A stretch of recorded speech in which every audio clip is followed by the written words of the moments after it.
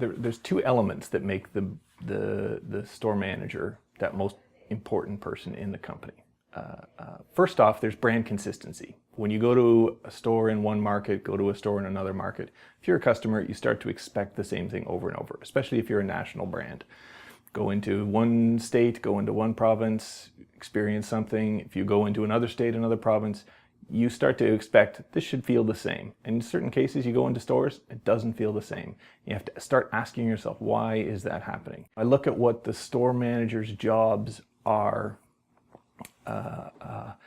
and they're very complex. If you're running a $1 million store or a $60 million store, the complexities, obviously with a $60 million store, complexities are a lot bigger, but the basics are still the same. And you take it all the way through. That store manager needs to be able to run a warehouse. Every store has a back room or a shipping and receiving area or a warehouse. Store manager has to understand the ABCs of how to properly move product through a warehouse as efficiently and effectively as possible, minimizing waste, maximizing productivity, eliminating shrink, doing all those things. They have to be able to hire people, the right people, to be able to do that. That's a particular skill. There are people outside of retail whose their job is, I am a warehouse manager, I understand how to do it.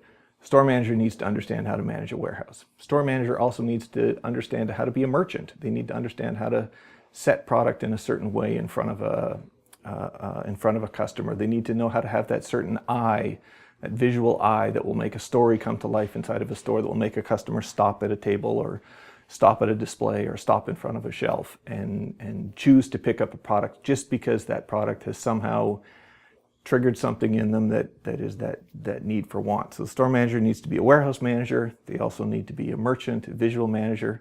Then they need to be essentially an HR department. They're hiring people, they're training people, they're developing people, they're recruiting people, they're performance managing people, and in some cases terminating people. They need to be a full HR, the full HR skill set needs to live inside that store manager. And the last piece, every store needs to make money, so that store manager needs to be, maybe not a CFO, but they need to be an effective financial analyst, an effective financial manager. So they need to understand their sales, they need to understand their margin, they need to understand their shrink, they need to understand their selling and operating ratios in order to make as much money as they can out of their store.